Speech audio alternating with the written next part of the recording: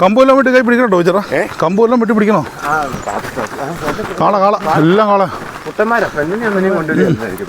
ഇല്ല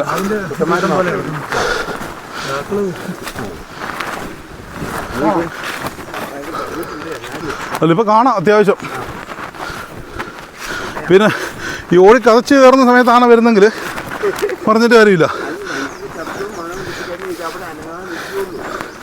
ഈ കാലവാരി അടിക്കാൻ സമയം കൊടുക്കാണ്ട് തലയെ കാലിൻ്റെ അല്ലോട് വെച്ച് കൊടുത്താൽ മതി.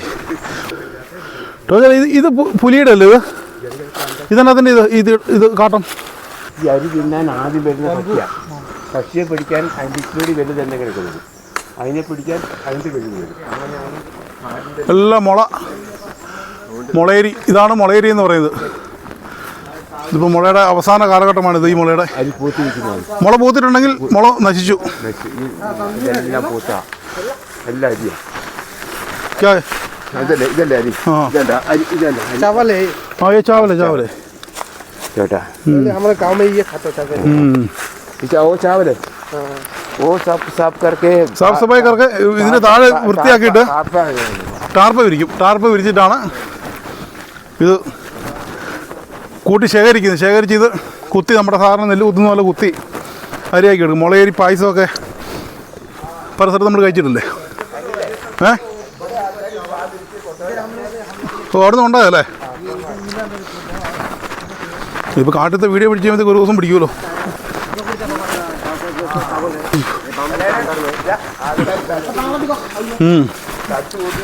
ഇതെങ്ങനെയാണ് ഇതിൻ്റെ സിസ്റ്റം? മൊത്തം വീണത് ഇവർ തടുത്ത് കൂട്ടി വീട്ടിൽ കൊണ്ടുപോയി ഇത് വൃത്തിയാക്കി എടുക്കാൻ വേണ്ടിയിട്ട് ഓരോരോ കോണയാക്കി വെച്ചിരിക്കുന്നു. ഇത് മൊത്തം അരി. ഇതെല്ലാം അരിയാണ് ഈ കിടക്കുന്നത്. നമ്മുടെ നെല്ല് നെല്ല് മണ്ണിൽ കിടക്കുന്നു. ഇത് ആകാശത്ത് നിന്ന് മുളയിൽ നിന്ന് വീഴുന്ന അരി. ഇത് കുത്തി അരിയാക്കി എടുത്ത് കഞ്ഞി വെച്ചിട്ടുണ്ടെങ്കിൽ വളരെ നല്ലതാണ്. ഞാൻ കഴിച്ചിട്ടുണ്ട്. ഞാൻ കണ്ടിരിക്കുന്നത് ഇതാകുന്നതിന് മുമ്പ് ഇത് മൊത്തം ചൂട് മുഴുവൻ വൃത്തിയാക്കിയിട്ട് ഇവർ ടാർപ്പ വിരിക്കും, അല്ല തുണി വിരിക്കും, അല്ല പാ വിരിക്കും. അപ്പൊ ഇതിലോട്ട് വീഴും, ഇവര് കൊണ്ടുപോകും. ഇതിപ്പോ അവരുടെ കഷ്ടപ്പാട് ഭയങ്കര. നമുക്ക് അടുത്ത പദ്ധതി പ്ലാൻ ചെയ്ത് വൃത്തിയാക്കല്. ഇത് വൃത്തിയാക്കി നമുക്ക് ഇവിടുന്ന് അരി കേരളത്തിലോട്ട്. ഇതിപ്പോൾ കർണാടക ഫോറസ്റ്റാണല്ലോ. പിള്ളമാരെല്ലാം ഫോട്ടോ എടുക്കുന്നുണ്ട്. നാട്ടിലോട്ട് വെച്ച് കീച്ച് വിടുന്നുണ്ട് ബംഗാളിലോട്ട്. മൊത്തം വ്ളോഗർമാരാ. പിന്നെ ബംഗാളിലത്തെ ഏറ്റവും വലിയ വ്ളോഗർ മിഥുൻ ചക്രവർത്തി. ഇത് പുലിയൊന്നും അല്ല കേട്ടോ. ഇത് കുറങ്ങൊന്നുമല്ല, വേറെ എന്താ സാധനത്തിന് നോക്ക്. 400 റബ്ബർ വെട്ടിട്ടാണ് ടോമിച്ചേട്ടൻ എന്നപ്പം ഈ ഉദ്യമത്തിന് ഇറങ്ങി പുറപ്പെട്ടിരിക്കുന്നത്. അയ്യോ, നടപ്പൊന്നും ആയിട്ടില്ല മക്കളെ. ഇതിപ്പം വെറും 2 കിലോമീറ്റർ ആയി കാണും അല്ലേ? ഇനിയുണ്ട് 10-17 കിലോമീറ്റർ കാട്ടിലൂടി അതിമനോഹരമായ യാത്ര.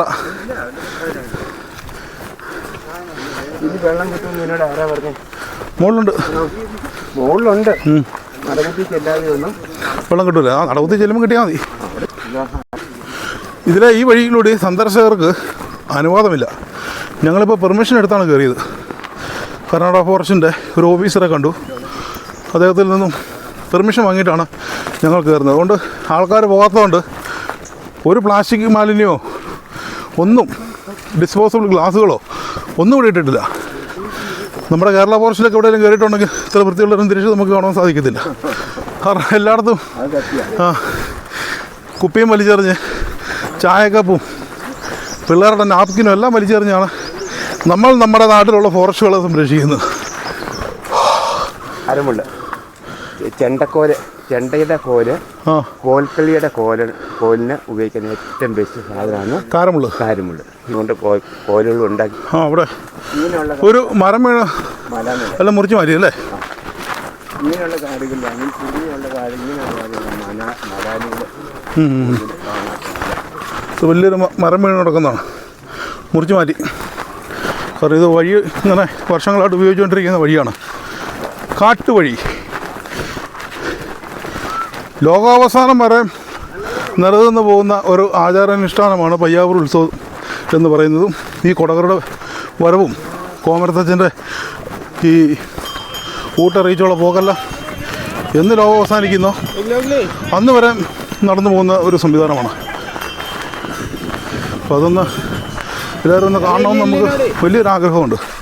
ഈ യാത്രയും മറ്റു കാര്യങ്ങളൊക്കെ അതാണ് ഈ ഉദ്യമത്തിന് വേണ്ടി ഇറങ്ങി തിരിച്ചത്. ഒരു കയറ്റം കഴിഞ്ഞു, ഇനി ഒരു ലെവൽ റോഡ് കുറച്ച് ദൂരം ഇവിടെ കുത്തി വിശ്രമിക്കും അല്ലേ? ആ കശുവണ്ടി കൊണ്ടുവന്ന കാലത്ത് വിശ്രമം ഇവിടെയാണ് ആദ്യം. വണ്ടി പോകുന്നവർക്കറിയാം അതിൻ്റെ കഷ്ടപ്പാട്. ആനപ്പിണ്ടം ഇതിവിടെ കത്തിച്ചിട്ടുണ്ട്. അവരിവിടെ വന്ന് തങ്ങിയായിരുന്നു തോന്നുന്നു അല്ലേ? വന്ന് ഇവിടെ തങ്ങിയായിരുന്നു തോന്നുന്നു.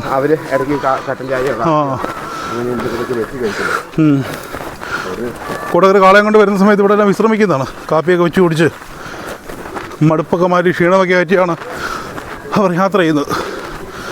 ഇതേ വഴിയിലൂടെ വർഷങ്ങളായി, എത്രയോ വർഷങ്ങളായി ഈ ഉത്സവം ഇവിടെ തുടങ്ങിയിട്ട്. കാരണം പയ്യാവൂർ അമ്പലത്തിന് തന്നെ നൂറ്റാണ്ടുകൾ പഴക്കമുണ്ട്. ടിപ്പുവിൻ്റെ ആ യാത്രയിലൊന്നും പടയോട്ടത്തിൻ്റെ കാലഘട്ടത്തൊന്നും തകർക്കാത്തൊരു അമ്പലമാണ് പയ്യാവൂർ അമ്പലം. പക്ഷേ ആ പ്രദേശങ്ങളിലെല്ലാം ഞങ്ങൾ പണിക്ക് ചെല്ലുമ്പോൾ ഞങ്ങൾ കണ്ടിട്ടുണ്ട് പല സ്ഥലത്തും പഴയ കെട്ടിടങ്ങൾ, അതായത് നൂറ്റാണ്ടുകൾ പഴക്കമുള്ള വീടുകളെല്ലാം മണ്ണിനടിയിൽ കിടക്കുന്ന കിണറുകളും അവിടെയെല്ലാം പല സ്ഥലത്തുണ്ട്. ഓരോ പ്രദേശങ്ങളിലെല്ലാം വേറെ അമ്പലങ്ങളുണ്ട്, അതെല്ലാം തകർത്തതായും എല്ലാം പറയപ്പെടുന്നതാണ്. ടിപ്പു ഇനി 60 വർഷം കഴിയണം ഇല്ലി പൂക്കുമ്പോഴല്ലേ? ഇനി ഇതിപ്പോൾ നമ്മൾ കാണണമെങ്കിൽ ഇച്ചിരി കഷ്ടപ്പാടാ. നാളെ ജീവിച്ചിരിക്കുമെന്ന് അറിയത്തില്ല. പിന്നെ 60 വർഷം കഴിയുമ്പോഴത്തെ കാര്യം. 60ാമത്തെ പൂക്കുമ്പോൾ എല്ലാം ഒരുമിച്ച് അങ്ങ് പൂക്കും. പിന്നെ പുതിയ തൈകളെ ഇനി ഉണ്ടാവുള്ളൂ. അയ്യോ, ഇതാണ് നമ്മുടെ അവസ്ഥ. വേർത്തു നന്നായിട്ട്. എന്നാലും രസമാണ് ഇങ്ങനെയുള്ള യാത്ര.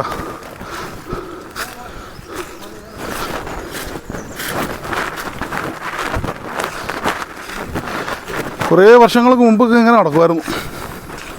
പിന്നെ ഇപ്പം വണ്ടിയെല്ലാം ഉള്ളതുകൊണ്ട് നടപ്പ് കുറഞ്ഞു. അല്ലെങ്കിൽ കാട്ടിക്കാറിലൊക്കെ നമുക്ക് ഭയങ്കര ഇഷ്ടമുള്ള കാര്യമായിരുന്നു.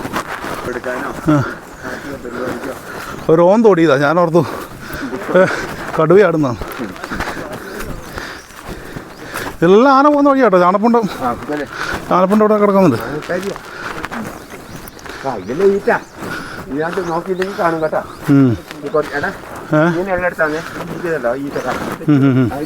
ഈറ്റക്കാരനകത്താണ് ഉമ്മാരുണ്ട്. ഈ വളരെ നോക്കി വേണം പോകാൻ. പിന്നെ അവരുടെ ആവാസ കേന്ദ്രത്തിൽ നമ്മൾ ചെന്നിട്ട് പിന്നെ ഓടിയോ അതെ ഒരു കാര്യമില്ല. എൻ്റെ അമ്മ ഈ അവസരമൊക്കെ ഓടിച്ചിട്ടുണ്ടെങ്കിൽ നിന്നിയാ അതല്ലേ രക്ഷയുള്ളൂ. പെട്ടെന്ന് ചതക്കും. ആ ഇവിടെ അപ്പുറത്ത് റിസോർട്ടൊക്കെ കാണാമല്ലോ. ശശിപ്പാറയും അല്ലേ? ശശിപ്പാറയും ആ കാഞ്ഞിരക്കല്ലിൻ്റെ മുകളിൽ ടവറും വല്ല കാര്യം കേൾക്കുന്നുണ്ടോ മൃഗങ്ങളെ?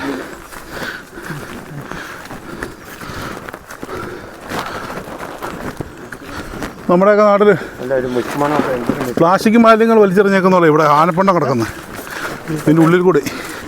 കാരണം ഇത് ഈ ഓടയല്ലേ ഇത്? മുളയിൽ ഇല്ലിയല്ലേ? ആ ഇത് തിന്നാൻ വേണ്ടിയിട്ട് ആന വരുന്നതാ. ഇല്ല, കമ്പ് പ്രശ്നമില്ല. ചെറിയൊരു കമ്പ് ഇപ്പോൾ എല്ലാവരും കുത്തി കൈ പിടിക്കാൻ പോവാ. എന്നു വെച്ചാൽ ഒന്ന് സേഫ്റ്റി.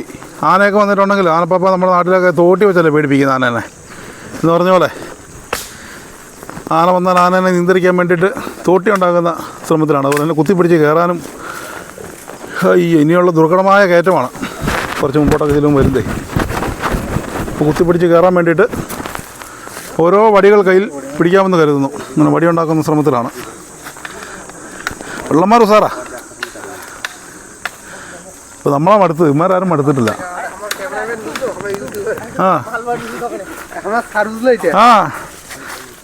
നമസ്തേ ബംഗാൾ. हिंदी দিয়ে কথা কও, কোথায় লাগবে? হ্যাঁ কোথাও হিন্দি বাংলা। ठीक है, अच्छा है। मेरे नाटोട്ട് ഫോം വിളിക്കുക. ആദ്യം ഫോം വിളിച്ചിട്ട് കാട്ടി കയറി എൻ്റെ വിശേഷങ്ങൾ അങ്ങോട്ട് പറഞ്ഞു കൊടുക്കുക. ठीक है भाई, बाद में मिलेंगे, वीडियो कर रहा हूँ। ठीक है YouTuber video creator. Video creator എന്നെ പരിചയപ്പെടുത്തുക. വീഡിയോ ക്രിയേറ്ററാണ്. നാട്ടിൽ ഈ വീഡിയോ പിടിച്ച് പിടിച്ച് നാട്ടിൽ ബ്യൂറേജിന് പോകാൻ പറ്റുന്ന അവസ്ഥയായി. ആ അതെ.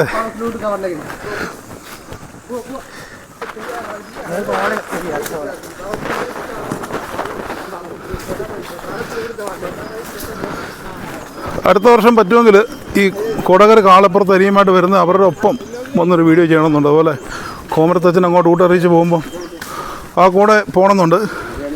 സമയവും സാഹചര്യവും ആയുസുമൊക്കെ ലഭിക്കുകയാണെങ്കിൽ അടുത്ത വർഷം നല്ലൊരു വീഡിയോ ചെയ്യണമെന്നുണ്ട്. എന്നാലും ഇതൊന്നും ചെയ്യാൻ സാധിച്ചില്ലെങ്കിൽ പോലും ഇതാണ് സംവിധാനം. ഈ സംവിധാനത്തിലൂടെയാണ് നൂറ്റാണ്ടുകൾക്ക് മുമ്പേ കർണാടകത്തിൽ നിന്നും കൊടകർ വരുന്നതും. ഈ വഴിയുടെ മാത്രമല്ല, ഈ മെയിൻ പ്രധാന റോഡ് തുറക്കുന്നതിന് മുമ്പ് ആൾ സഞ്ചാരം എതിരെയായിരുന്നു. നമ്മളൊക്കെ ഇവിടെ വന്ന് കയറിയ ആൾക്കാരാണ്. 1947 രണ്ടാം ലോകമഹായുദ്ധം കഴിഞ്ഞ് ദാരിദ്ര്യം മൂത്തപ്പം തിരുവിതാംകൂറിൽ നിന്ന് ചട്ടിയും കലമൊക്കെ പെറുക്കി നാട് വിട്ട് വന്ന് ഇവിടെ സ്ഥലം മേടിച്ച് ഇവിടെ കൂടിയ ആൾക്കാരാണ് ഞാനിവിടെ ഉണ്ടായതാണ്. ജന്മം കൊണ്ടും വളർന്നതും പഠനവും എല്ലാം എൻ്റെ ഇവിടെയാണ്. എൻ്റെ മാത്രമല്ല ഇപ്പോൾ ഒന്ന് ടോമിച്ചാട്ടൻ അടക്കം. നിങ്ങളിവിടെയല്ലേ ടോമിച്ചാട്ടൻ ജനിച്ചത്? തൊടുപുഴ ജനിച്ചത്? ആ, ടോമിച്ചാട്ടൻ 1.5 വയസ്സിന് ഇങ്ങോട്ട് പോകുന്നതാണ്. പുള്ളിക്കിപ്പോൾ 55 വയസ്സായി. നമ്മളിപ്പോൾ യുവത്വമാണ്. വെറും 25 വയസ്സ് മാത്രം എന്ന് ഞാൻ പറയുന്നു. അപ്പോൾ അങ്ങനെ വന്ന ആൾക്കാരാണ്. അതിൻ്റെ മുമ്പേ ഇവിടെ ആൾക്കാരുണ്ടായിരുന്നു. ഇതിൽ കൂടുതൽ ജനസഞ്ചാരം ഈ വഴിയിലൂടെ ഉണ്ടായിരുന്നു. കൊടകിൽ നിന്ന് ആൾക്കാർ പല ആവശ്യങ്ങൾക്കും ഇവിടെ വരികയും ഇവിടെ നിന്ന് ആൾക്കാർ പണിക്ക് വേണ്ടി കുരുമുളക് പറിക്കുന്നതിനൊക്കെ നമ്മുടെ കൂർഗിലൊക്കെ കാപ്പിത്തോട്ടങ്ങൾക്കിടയിൽ കുരുമുളക് ചെടികളുണ്ട്. ഏറ്റവും കൂടുതൽ കുരുമുളക് ഇന്ത്യയിൽ ഉൽപ്പാദിപ്പിക്കുന്നത് വയനാട്ടിനോടൊപ്പം അരി വീണതിന് ശേഷം മുള ഇങ്ങനെ ഉണങ്ങിപ്പോവും. നശിച്ചു പോയൊരു മുളയാണ്. എല്ലാം പോയി. അതെ അതെ. ഇവിടുന്ന് ആൾക്കാർ കർണാടകത്തിലോട്ട് കൂർഗിലോട്ടൊക്കെ കൃഷിപ്പണിക്കൊക്കെ പോയിക്കൊണ്ടിരുന്നത് ഇത് വഴിയിലൂടെയാണ്. അല്ലെങ്കിൽ റോഡ് മാർഗം പോകുമ്പോൾ ഒരുപാട് സമയം വേണ്ടി വരും. ഇതിലെ പോയിട്ടുണ്ടെങ്കിൽ 2-3 മണിക്കൂർ കൊണ്ട് നമ്മളിപ്പോൾ ഇതുകൊണ്ട് ആന കയറിപ്പോ അല്ലേ? ആ, ഇന്ന് പോയത് ഇതാ ഉണങ്ങിയിട്ട് പോലും ഇല്ലല്ല. ആന കയറിപ്പോയ വഴിയാണിത്. മിക്കവാറും എനിക്ക് തോന്നുന്നുണ്ടല്ലോ ഈ കൊടകർ വന്ന സമയത്ത് ഇതിൻ്റെ സൗണ്ടും ഒച്ചയെല്ലാം കൂടെ കേട്ടിട്ട് ആന വഴിമാറി കൊടുത്തതാ. കാരണം ഇത് ആനയ്ക്കും വലിയ പ്രശ്നമില്ലാണ്ട് സഞ്ചരിക്കാൻ പറ്റുന്ന നല്ലൊരു വഴിയാണിത്.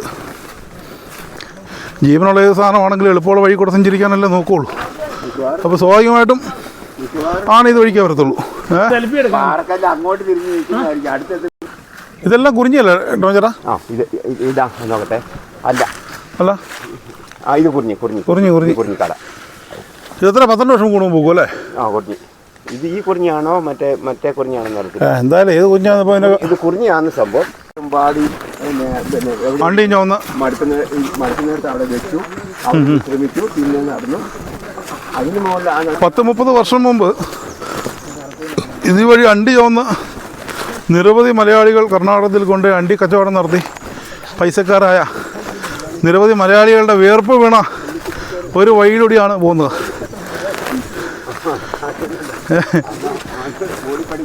അതെ, അന്ന് സ്കൂളിൽ പോകുന്നവരെല്ലാം അണ്ടിയോടായിരുന്നു. അന്ന് സ്കൂളിൽ പോകേണ്ട അണ്ടി പോകുന്ന മനുഷ്യനാണ് ഈ യാത്രയ്ക്ക് ഇപ്പോൾ നേതൃത്വം നൽകുന്നത്. ഓയ് ഓ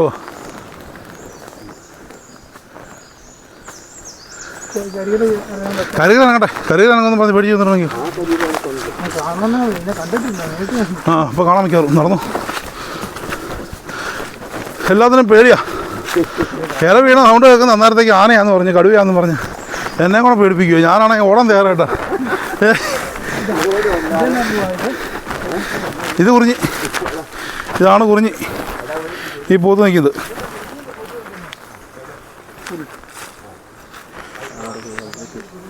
ആ കുറിഞ്ഞി വിട്ടോ, നേരെ മുമ്പോട്ട് നടന്നു. ഈ കുറിഞ്ഞൊക്കെ തിരിച്ചു വരുമ്പോൾ കാണാം. അല്ല നമ്മൾ ലേറ്റ് ആവും. ഇപ്പം നമ്മൾ പോയ വഴി കൂടെ എന്തായാലും മൃഗം ഇറങ്ങിയിട്ടുണ്ടാവും. നമ്മുടെ മണം പിടിച്ചിട്ടേ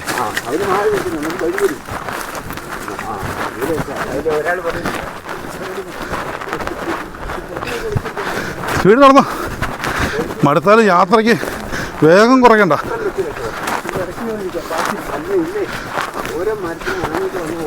ആ ഇതിൽ ആന വരുമ്പോൾ വട്ടം വെച്ച് ഓടണ്ടല്ലോ ഇതിനകത്തൂടെ, ഈ കൊക്കയ്ക്കകത്തൂടെ.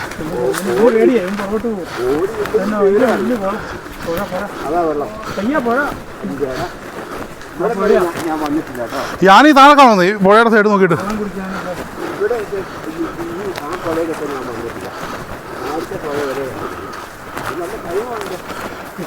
ഇതെല്ലാം ഈ കോമരത്തച്ഛൻ പോകുന്നതിന് മുമ്പ് കാളയ്ക്ക് വരാൻ വേണ്ടിയിട്ട് വഴി വീണ മരങ്ങളൊക്കെ മുറിച്ച് മാറ്റി ഫോറസ്റ്റുകാർ തന്നെ, കർണാടക ഫോറസ്റ്റുകാർ തന്നെ എല്ലാ സംവിധാനമാക്കുന്നുണ്ട്. അങ്ങനെയാണ് ഉത്സവത്തിന് ആൾക്കാരൊക്കെ വരുന്നത്. മഴക്കാലത്ത് ഇവിടെ ഒന്നും കാല് കുത്താൻ പോലും പറ്റത്തില്ല കേട്ടോ, അതുപോലെ അട്ടയാണ് ഇവിടെ. ഒരു മഴ പെയ്താലിവിടെ രക്തരക്ഷിതകളെ പോലെ അട്ട കുമിഞ്ഞു കൂടുന്ന ഫോറസ്റ്റാണ്. അതിവിടെ മാത്രമല്ല, വനാതിർത്തിയിലെല്ലാം ഇതാണ് അവസ്ഥ. ഇതിലൂടെ ഒന്നും നടക്കാൻ പോലും പറ്റത്തില്ല. അപ്പം അങ്ങനെയൊക്കെ വരുമ്പോൾ കാലയിൽ പുകയിലെല്ലാം കെട്ടി, ഉപ്പൊക്കെ കെട്ടി, ഇതെല്ലാം തൂത്ത് അങ്ങനെ മാത്രമേ ഇതിലെ വരാൻ സാധിക്കുകയുള്ളൂ.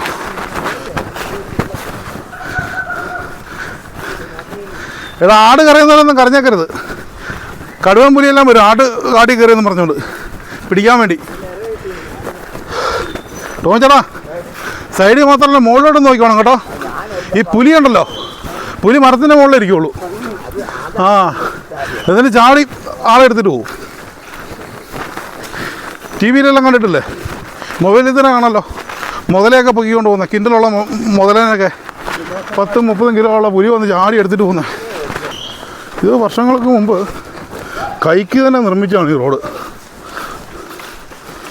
കാരണം അതെല്ലാം പണിയെടുക്കാതെ ഇങ്ങനെയൊന്നും വീതിക്ക്, നമ്മുടെ നാട്ടിലെ പഞ്ചായത്ത് റോഡിനേക്കാളും വീതിയുണ്ട് ഈ കാട്ടുവഴിക്ക്.